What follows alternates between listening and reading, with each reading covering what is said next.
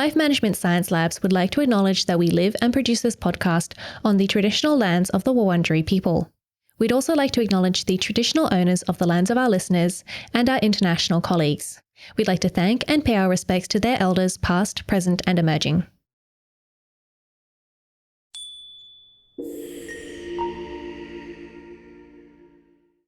Hi everyone and welcome to On the House, the Household Management Science Insights podcast produced by LMSL, the Life Management Science Labs.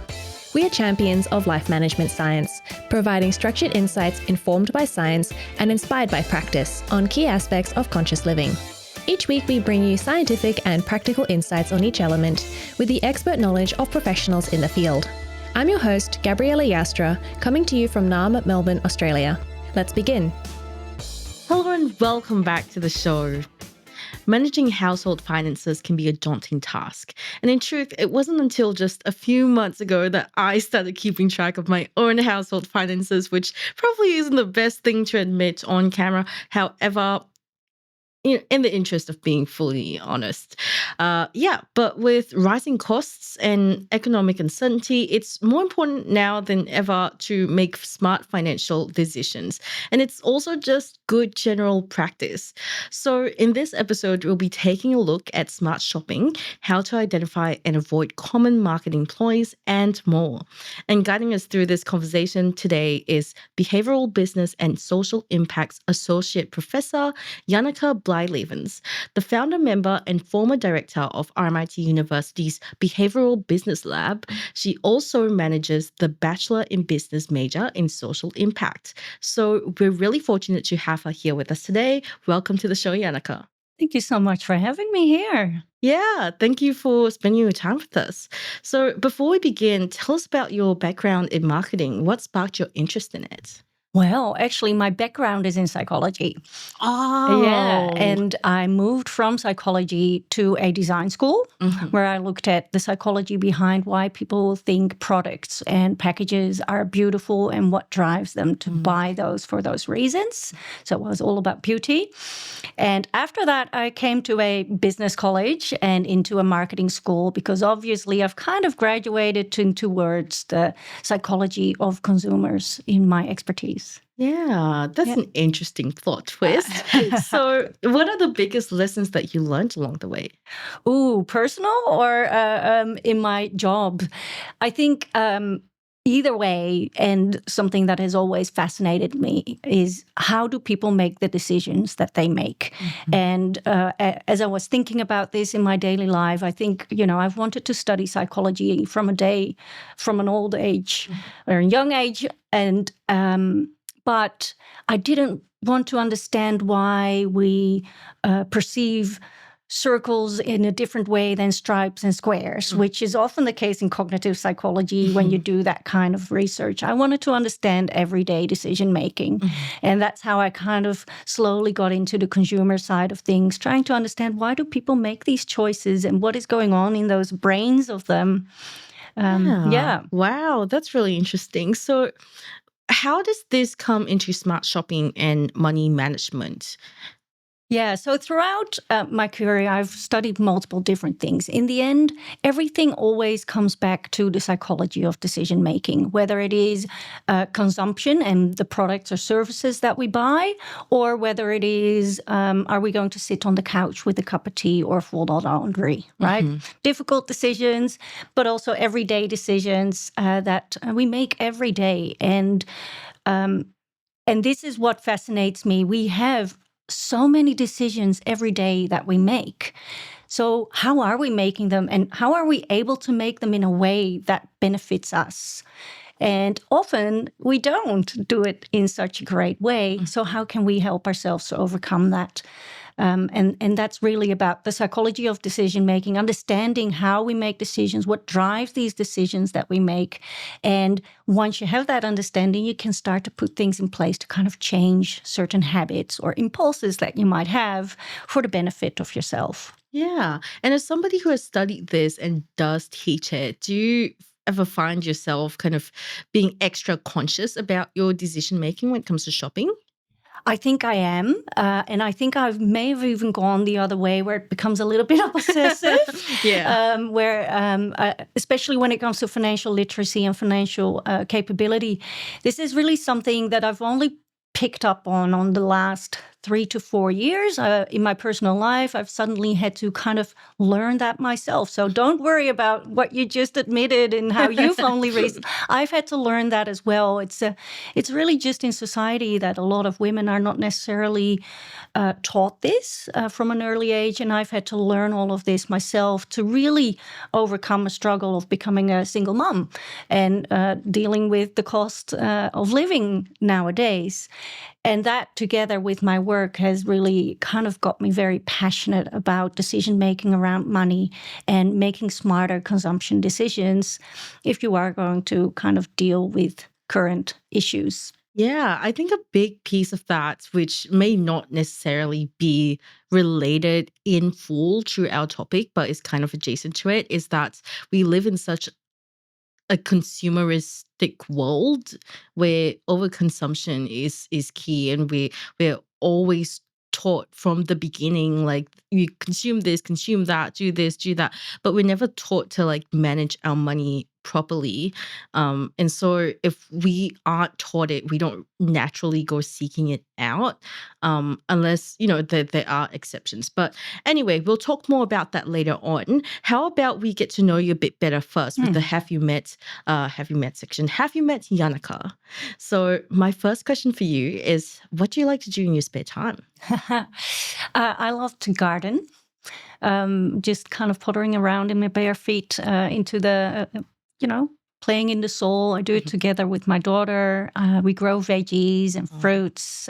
So that's really part of my decision making as well, moving away a bit from consuming bananas that go off the minute you get them into the house and things like that. Yeah. I have a real tiff with bananas nowadays. I don't know why. It's like, they just don't work for me anymore. Yeah. I actually have very good advice for keeping bananas for a longer period of time. I like to peel them and put them in aluminum foil, and then put them in the freezer because it makes a really nice snack. It emulates that like ice cream texture, almost a popsicle kind of texture. It's really good because bananas are naturally creamy. Yeah. So I'm going to give that a try. Yeah. Maybe, If you have kids, it's probably something that they might like. They might enjoy. Absolutely. Yeah.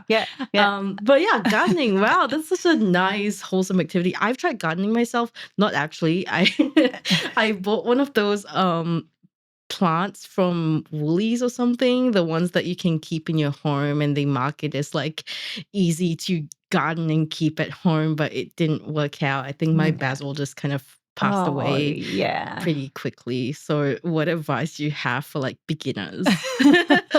Don't buy it from Woolworths. Maybe buy it from a place that actually knows about plants. And really, like, it doesn't require that much, but know a bit about, does it need sun or does it need shade? Does it need feeding? Many people forget that you need to feed plants. And Yeah. I do like that plants sometimes seem really personable, like they have their own personalities with different temperaments. Like some of them will be really dramatic if you miss a day of watering and it just wilt, and then the moment you give them some water, they'll like perk right like back lilies. up. Do you have a favorite plant? A favorite plant? Probably just succulents in general, because they are so easy. Yeah. And it makes it very easy to kind of spruce up your house and the garden very quickly. So, they are quite good. That is true. I should look into succulents, but I was being over ambitious, being like, I can plant things that I can eat too, and that way I'm killing 2 birds in 1 stone. Yeah. But look how that worked out. Well, that's in general, I suppose. Even when we talk about finances and decision making, don't set the bar too high for yourself, because there's nothing as demotivating than a failure on first try. Yeah. So, Well, I will give it some time and I will revisit it once I have garnered a bit more knowledge about it because it Well, seems and like you only need do that. it if it's really something you're passionate about. Yeah. There's so many hobbies you can choose from. You don't have to do it because someone else does. Yeah, it does look really fulfilling though Mm, to grow your own food. yeah. So yeah, that's really interesting. And you mentioned that you're a single mom, Mm. so that's really cool. Are there any like what are your favorite activities to do with your kids? Kid, yeah, Kid. 1 4-year-old Mm-hmm. little girl. Gosh, we actually are really good at just hanging out at the house, playing in the garden, playing with our dolls, puzzles. But I also love going to the pool, for example, with her, or mini hikes because she gets tired. And Oh. yeah, but and just being outside a lot. And Oh, that's so sweet. yeah. I love that. That's so wholesome. I don't think I ever like not as a dig to my parents or anything. I had a great upbringing. I think my parents did a great job. I was just never really outdoors. Mm. Um Also because I was from a very humid climate, so it wasn't ideal. Don't love sweating. So anyway, but it sounds nice to go on hikes. Are there Mm. any spots that you guys like to visit? Well, so I live further up north in Melbourne, and so we go to Plenty Gorge a bit and the Mhm, Blue Lake there. That's mhm. always a nice spot. Yeah, Yeah. it's an easy walk, and you can kind of bring your picnic and sit at the lake, and then hike your way back up. And yeah, Oh, yeah, that's and really there's nice. beautiful parklands nearby and Yeah. reserves. So yeah. So, is there anyone that you look up to either in your professional life or your personal life? There's not one particular person that I look up to. I think I've always kind of felt like there's something beautiful about everyone, and everyone has things that they should be really proud of and that I really admire. And Mhm. I try to pick and collect Yeah. as much from everyone as I can and learn from them. Yeah. Yeah, I agree with that. I feel like I have that approach as well. Just because from an objective point of view, nobody's perfect, and everybody's different and is great in their own ways. So what sort of traits do you tend to find admirable? Admirable. So I find persistence Hmm. and grit. Find that very admirable. Kindness, empathy, Hmm. vulnerability. I find admirable.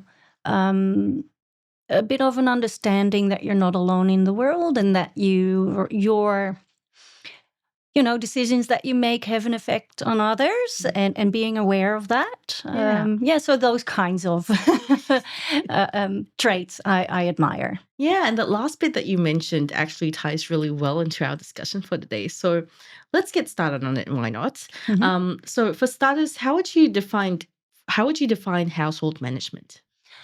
So, household management to me is really managing or scheduling, organizing all of the bits and bobs that come with the house and the household. So, car, groceries, utilities, Mhm. but also is the laundry folded? Are the beds made? Is the house clean enough? Can you cook your dinner? Managing all that, and then the finances around that. And when I say management, I really think it's more than the doing. Mhm. It's a lot of the thinking and the planning that's involved as well. And decision making and decisions are always things that we do that we think are just a one moment thing, but there's a lot that goes on in our brains before that, before we get to that decision. So I think it's a very broad and quite all encompassing Yeah. job to be a household manager. Yeah, you've got to have a good deal of foresight as well. Absolutely. So on the other hand, how would you define consumer behavior? What does it mean? Yeah, so consumer behavior really is the decisions that consumers make when they purchase products, services, or experiences. And so it's very much more focused on consumers and products, services, and experiences. And it encapsulates more like the external things to a human being, such as how does an advertisement affect them? What is it about the product that they're buying? The promotions, price, place, etc. And on the other hand, there's also a lot that goes on into the brain of that person making a decision. So that is encapsulated in that consumer behavior kind of. Yeah. And how would you describe the relationship between consumer behavior and our household spending patterns and decision making or just general management of the household? I think they're intricately connected, right? Yeah. You don't have one without the other. I mean, as a household, and when we're managing a household, we need to make decisions on what utility partner we engage with, what grocery store we go to, what we're buying for dinner, what kinds of cottons or linens we want on our beds, et cetera, et cetera. So all of that is very much connected to each other. Yeah, the way we want to live our lives and the way we want to live in our houses is tied to what we buy and the services we employ. Yeah, 100%. So, what are the key factors that drive consumer choices when it comes to purchasing household goods and services? Yeah, so the interesting thing is we always try to kind of cordon that off as a separate entity, but in the end, human decision making in whatever context is always part of a drive to achieve certain needs, fulfill certain needs, or alleviate certain concerns. And so at our deepest level, we have certain desires and needs that drive our existence, right? So we want a sense of autonomy, but we also want a sense of safety. We want to feel connected and a sense of belonging, but we also want some gratification and fun. We want to learn new things. We want to achieve things. We want sometimes to have a sense of status. So these kinds of needs and concerns drive how we make decisions. And so that also is the case in this particular context of consumer behavior and household management.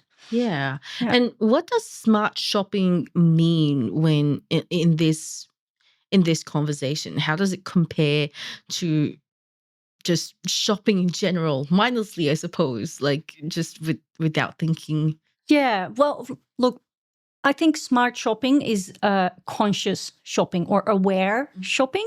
Conscious, not in the sense of sustainability, that's a different kind of aspect, but being aware of why you're making the choices that you're making. And interestingly, because we, like I said, we make like so many decisions and choices a day, like hundreds and thousands, right? So obviously, we can't do that with full consciousness and awareness each time, right? So what our brain does is really create these shortcuts in our thinking. They're called heuristics that help us make these decisions quickly. So that is what you might call mindless shopping, right? So we use these shortcuts in our thinking to make decisions, and these are often based on habits that we've created for ourselves or things that just kind of have been marked by a pleasurable feeling. So often that's what drives impulse shopping or just shopping for things that we don't really need. And on the other hand, if you are aware of why you're buying things, aware of what heuristics or shortcuts you make in your decision making, then you might be able to flip that on its head. Yeah. I was actually going to say that it sounds very similar to how we develop habits because, our brain likes to take shortcuts. And the moment, like, not as soon as, but like, once we get that going for a while regularly, it starts to get used to it and just immediately goes there. And that's how it's built. So that's really interesting. But what would you say is needed for to achieve smart shopping? What does smart shopping look like? Yeah. So smart shopping, to me, requires a few steps before you get there, right? So one is gain insights in why you're shopping the way you are shopping, right? Sometimes that means just keep track of your spending for a while, for 3 months, and understand what's happening, categorize them into different buckets, right? So this is what I'm spending on food, this is what I'm spending on takeout, this is what I'm spending on things for the house, cleaning products, etc. This is medical expenses, this is what I spent on public transport, utilities, blah, blah, blah. And once I get a bit of an idea of how I'm spending, then you start to look at, okay, did I need to spend in those categories on those particular items? Not particularly. You get an idea of how much you might not have needed to spend there. Yeah. But then you're not done. Often this is the step where people go, okay, and now you set a budget. But you can't set a budget if you don't find another way, an alternative way to give yourself that sense of safety or connection or belonging or whatever it is that you were seeking through consumption. Right. Yeah. So first you need to kind of go introspection a little bit and go, okay, so when I go to the checkout counter and I buy that chocolate, I know I don't need the chocolate. Am I buying it at that moment in time because I'm hungry? Okay, well, that's a basic need that we have. We need to satisfy our hunger. When you know that, you can go, okay, the next time I go shopping, maybe I make sure I have muesli bars in my car. I eat my muesli bar before I go into the shopping whatever place you're going, so you don't fall for that trap. Yeah. Or maybe you buy it because you need a little emotional pick-me-up because you're feeling a bit sad. If you know that that is usually the reason why you're taking a chocolate at the checkout counter, then maybe you need to have a good look at your picture of your kid or call your husband and ask them to name something that they love about you, right? So find out why you're making decisions where you really don't want to be making those decisions, and then see if there are alternative ways in which you can fulfill those needs and desires that are driving that decision making. Because if you can do that, if you fulfill those basic needs, then you don't feel like you need to serve that through your consumption. Yeah. And once you've done that, then you set reasonable budgets. And with reasonable doesn't mean like, I don't need to buy this. It means literally one tiny bit below what you have been spending. Because like we said before, there's nothing as demotivating as not succeeding on your first try, right? So don't go set yourself a budget that's too strict. Go a little bit under that. And then you make that budget and you achieve it, makes you feel super good about yourself. And that good feeling is exactly the ingredient you need to start building habits. Because if it doesn't feel pleasurable, you're not going to repeat it. But if it feels pleasurable, you're going to repeat it, and a habit forms. And the good thing is that then that becomes automatic. And now you don't have to think about it anymore. So it requires a bit of work in the beginning. But at some point, it becomes an automatic thing where you kind of create better habits for yourself. Yeah. And it sounds like a huge payoff as well, because it's also addressing the common issue of emotional eating that a lot of people have. I do too. Like it's not Everyone. a shameful thing. No. Lots of people have it. And you're really kind of killing two or multiple birds in one stone, because while reflecting on your budget and what you're spending on, what you're shopping on, you're also reflecting on things that you don't need. For example, things that you buy for your emotional eating. Yeah. So it sounds like a huge effort, but huge payoff. So when it comes to marketing ploys, that is a big factor as to, impulsive spending as well. Not to like blame marketing people or anything, but it is a huge thing. Like there's this whole conversation about how cheaper or like more affordable shops use this bright bold color to signify like a sale or something that's affordable to grab attention. For example, Chemist Warehouse, which is this major drugstore in Australia, or pharmacy in Australia, they use a lot of yellow tags. Every single one is a yellow tag, but it doesn't necessarily mean a sale. So what are these common marketing ploys? What do they mean? What can we do to identify and avoid them? Yeah, so these marketing ploys are really working into your psychology, right? So they are taking use of these known heuristics that people employ when they make decisions. So very a famous example is that of anchoring or framing effect, where, if you look at a menu, there's the most expensive item and the cheapest item. Well, we don't pick that one ever, right? But it does set an anchor to what food should cost somewhere in the middle, right? Yeah. So it sets an expectation for what we think a dish should cost, and then you're going to pick something in there. If I were to anchor it differently, I might pick a different dish here. And that happens in all kinds of cases. So this is really playing these little tricks on our brain because we don't have the time to make every decision a rational and an optimal decision one, right? We're very much satisficing in our decision making. We want the best decision or good decision for now, not the best decision forever, right? So we use these heuristics, and there's nothing wrong with that. That's incredibly smart of our brain. But these marketers use that very cleverly. Things like default effects, where when you go online and you have bought something and you have to sign up, right? And there's this click of, do you want to receive, offers? And that's already been ticked for you. Yeah, I hate that. Right? Yeah. And but this is what they call a default effect, because when that is done, it kind of signals to us, oh, that must be something that people really want or generally do. This must be very normal. And so we just kind of agree with it. Luckily, you've overcome that, or even too many promotional emails in my exactly account. At some point. But you can see how that works. So a lot of these tricks are really focusing on these heuristics and biases that we use in our thinking.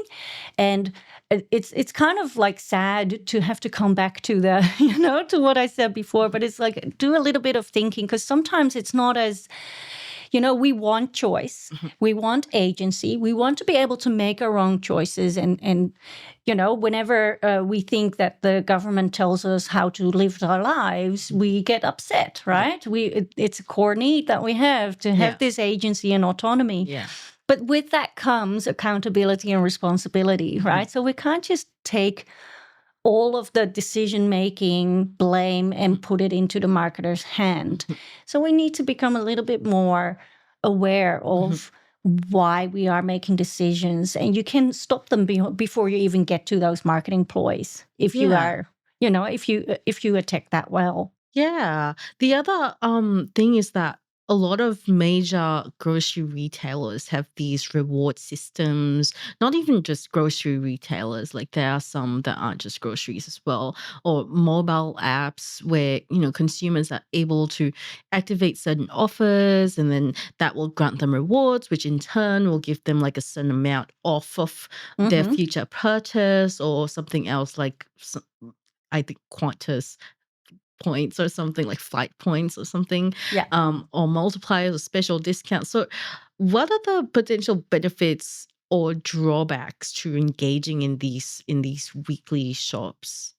Look, these 4 in all weekly shops, honesty, these reward systems can work out really well for you if you use them wisely. Absolutely. I wouldn't say stay away from them, but be aware of what they're trying to do as well. So they are really tapping into that need for achievement or advancement. Yeah. So, it feels rewarding when you get those points and you accumulate more, and then you get 10% off of your next shop. And oh my goodness. And then they have a time limit on it as well, right? Where they say, if you don't spend these 1,000 points by next week, you'll lose them all, right? So you go and buy and blah, blah, blah.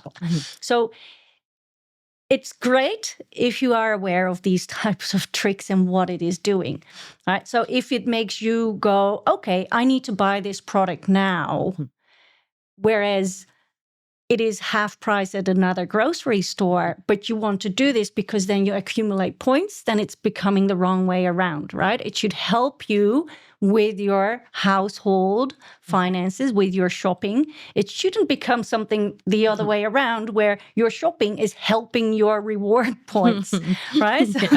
Yeah. Because it's never going to work out in your favor, because these systems are not created for being in your favor. They are being created for the retailer's favor, right? So be aware of that and use it. Use it to advance your shopping and your household, not the other way around. For sure. But also turn that around for yourself, right? Yeah. You can also go, okay, so I have these reward points, but if I go half price product here at this other retailer and I put the other half of that money that I had intended to spend here in my savings account, and then at the end of my month, the app sends me a message and says, hey, this month you've saved $100, then that gives you that rewarding feeling and achievement feeling as well. Yeah. So try to find those alternatives to what these things are doing when you notice, like, oh, okay, I think I'm now starting to fall into this trap a little bit.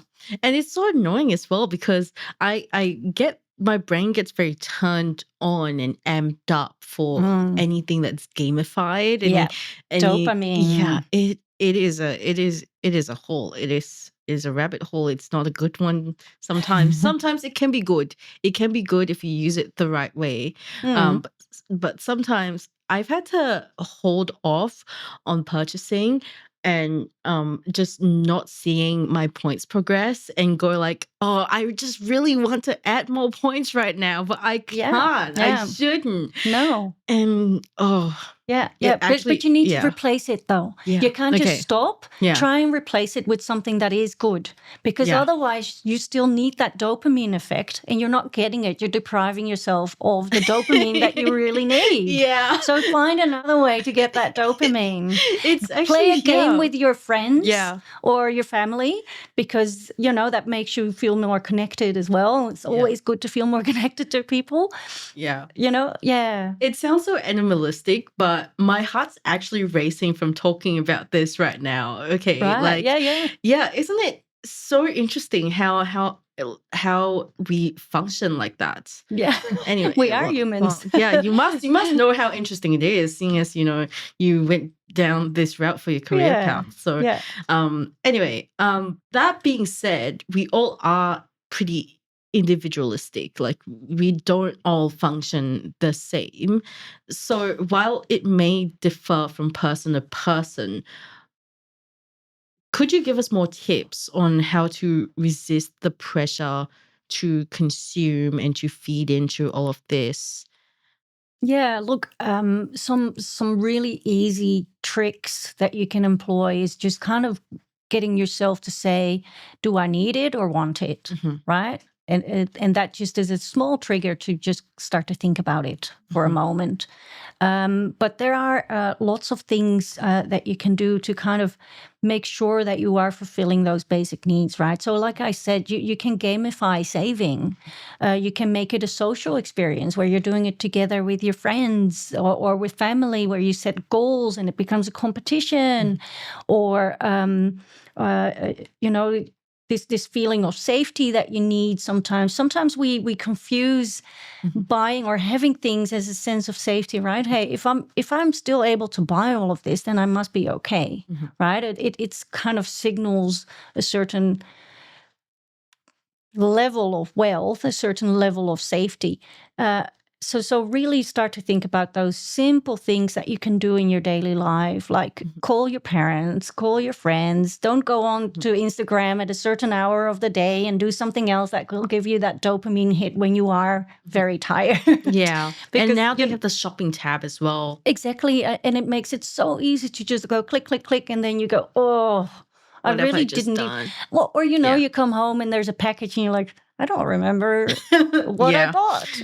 Yeah, I plead guilty to doing that. I have done that a few times. But also, I just have like an object permanence issue where like I may need something, I order it online and completely forget that I've done that. I've done that a few times to like like household necessities like shampoo, and I bought that like 3 or 4 times, and it's just sitting Yeah, in my right. cupboard. Yeah. So That makes sense. yeah, probably just checking what you have before going for a shop is also a good That's a idea. good one. Yeah. Things like very simple, looking at unit prices, right? So don't compare packages in their full price, but look at how many cents per or dollars per unit, so kilograms or liters, something costs. Those are very simple things. Bulk buy, bulk cook and freeze. Yeah. Learn how to preserve your vegetables and your fruits, right? And I don't mean like canning. I mean like literally the other day I go snooping around at Coles because on Tuesdays they have this big bin for where they've priced products that they're have to go off the shelves very low, and I just grab a bunch of vegetables and things. I've been able to grab one of those big bags of spinach and it's still good after 3 weeks. If it is on the shelf there, however, it's going to be really yuck at that point. Learn these things, use Generation AI to give you a recipe with the ingredients that you have in your fridge instead of, buying something that you want to eat today. See if you can make something from what you have. Simple little things like that are always good to do. Yeah. And sometimes I come across, like at my local grocers, they have these tables with just like $2 bulk like packages of vegetables that are random, and they're like mystery foods, but you can kind of tell what state the vegetable or fruit is in and what kind of vegetable is in there. So it's not necessarily like it's not all that different from shopping off the regular shelves of the major grocers at all. You just have to be a little bit more conscious, and a bit more creative, right? So like what you said with the bananas, throw them in the freezer in their nice ice bowl. And you can do that with bananas that have gone slightly brown. Indeed. And if you don't like to eat beans, but you do like pickles, maybe pickle the beans,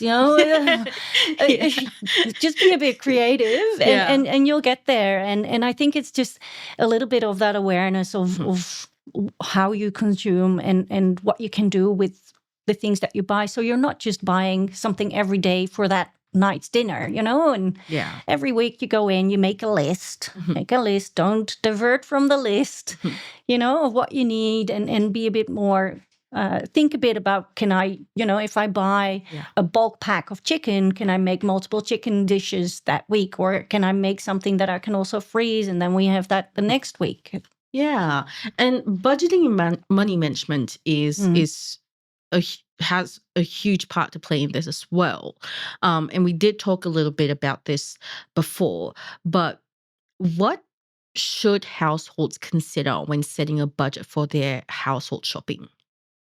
Yeah. So, like I said, before you set budgets, be aware how you spend.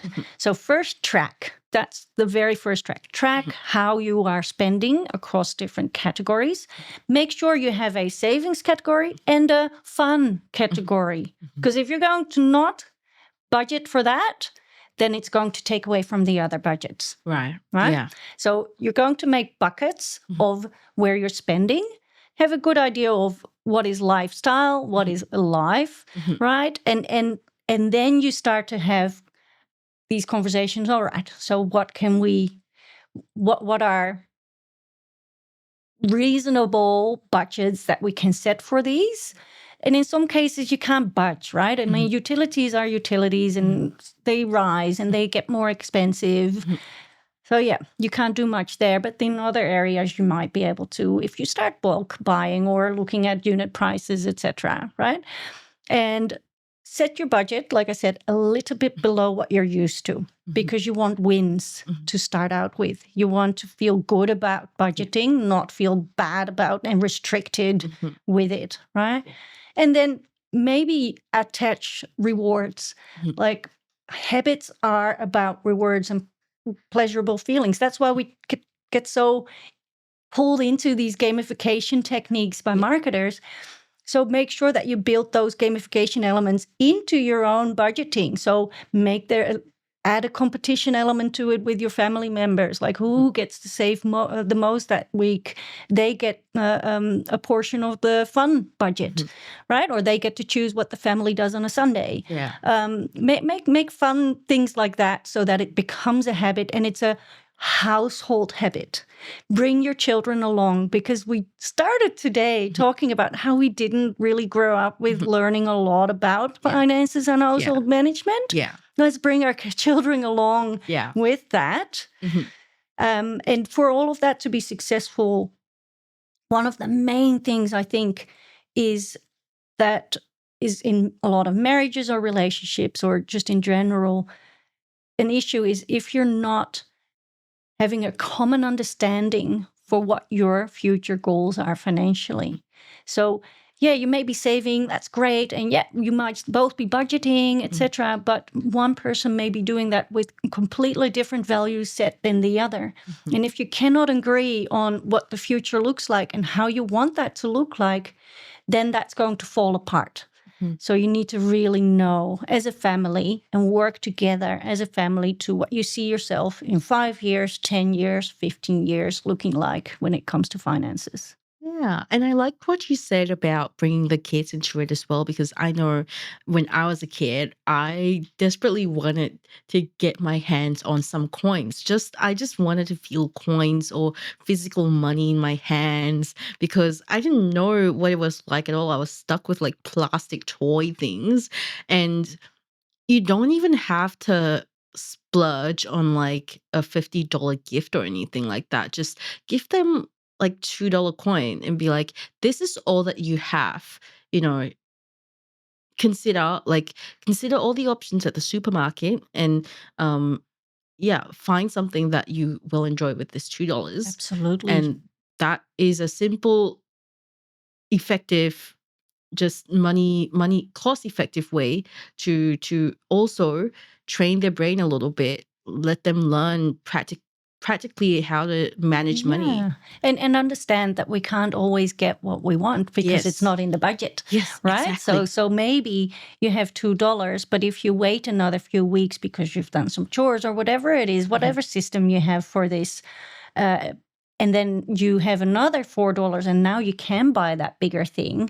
You're learning about saving, you're learning about budgeting, you're learning about, do I really want and need this? Is it worth my time to wait and save? Yeah. Or do I really not want it and I go for the cheaper toy? So you're learning all of these different concepts that are just at the basis of how we make financial decisions in daily life. You can even get them to verbalize what their thought process is. Absolutely. Yeah. And verbalize your own. Yeah. Yeah. Yeah, wow, that sounds like a really fun activity for a kid. Yeah, I'm really excited for this hypothetical kid. I do it with mine. Yeah. Well, thank you so much for sharing all of that with us. I have just a few more questions here. What emerging trends are there in consumer behavior and household management at the moment? Well, some of the trends that I find quite fascinating are these things like, a very, very maybe far gone one is the trad wife. But you've also seen things like ingredient household, so people are kind of going back to making their own foods again and kind of learning how foods are made and preserved. And I think that is a really interesting trend as opposed to that very consumerist trend that we've kind of been in. Yeah. It's almost like an opposite thing happening here where people are suddenly kind of becoming aware that they can't keep going the way they have. And I think it's great. Just don't take anything too far, right? Yeah. But you know what I've noticed with the trad wife trend is that consumerism and the trad wife trend do coincide a lot, where there are all these trad wife influencers who are now promoting these special plates that you don't actually need and aren't practical, frankly.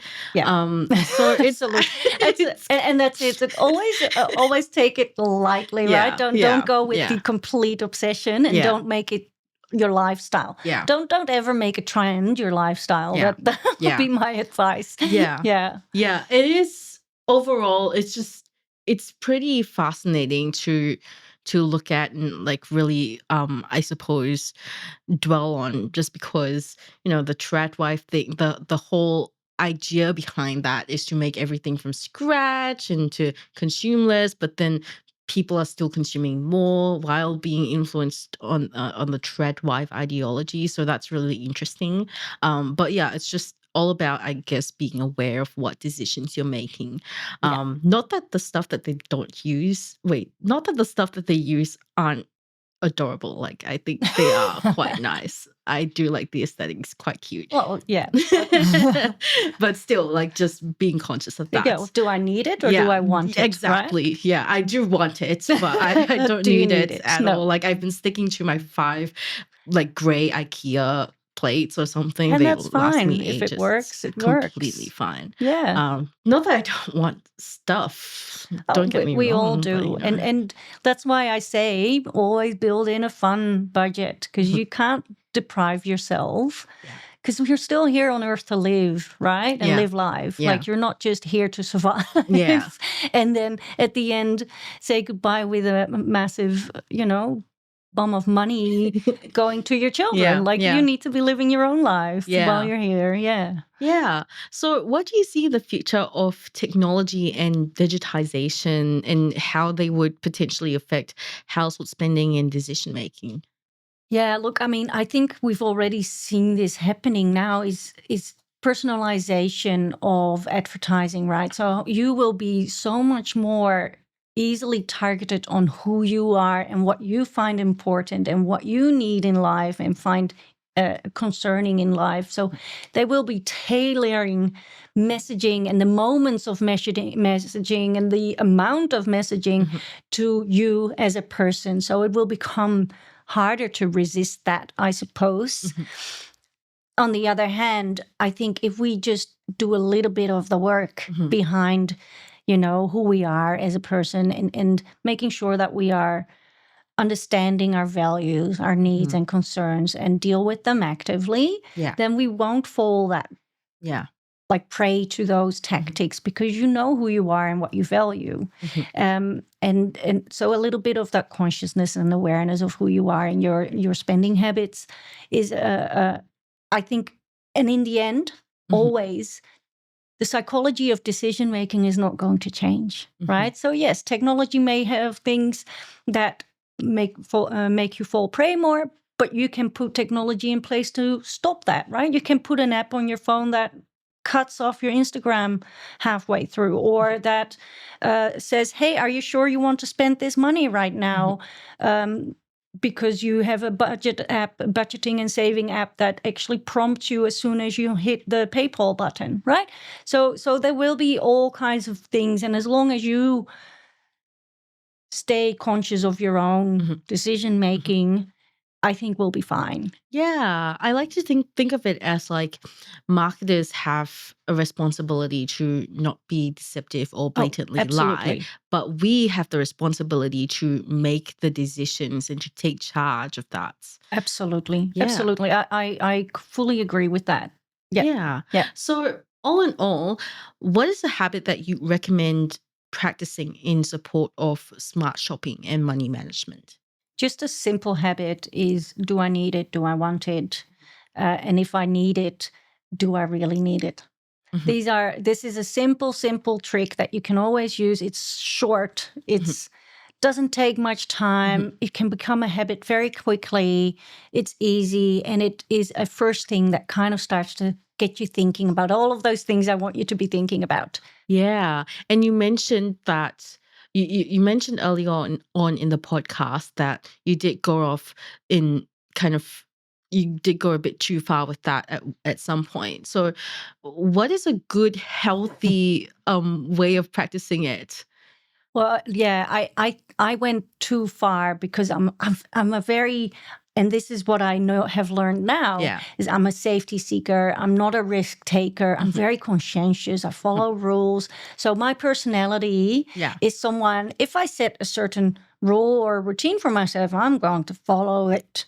Right? That's great. Yeah, it's great. But it gets in your own way sometimes, where I'm like, I shouldn't be spending this money, but I really want to go for a drink with my friend. Why would I deprive myself of going for a drink with my friend because, I've set my budget so low because I had so many wins, because I'm so conscientious that I'm now not having fun with my friends anymore. So that's where I got myself into trouble. And that's where my budget for the fun had to go up. That's nice. It sounds like a I wouldn't say a good problem to have, because it's still a problem. I don't want to diminish that at all.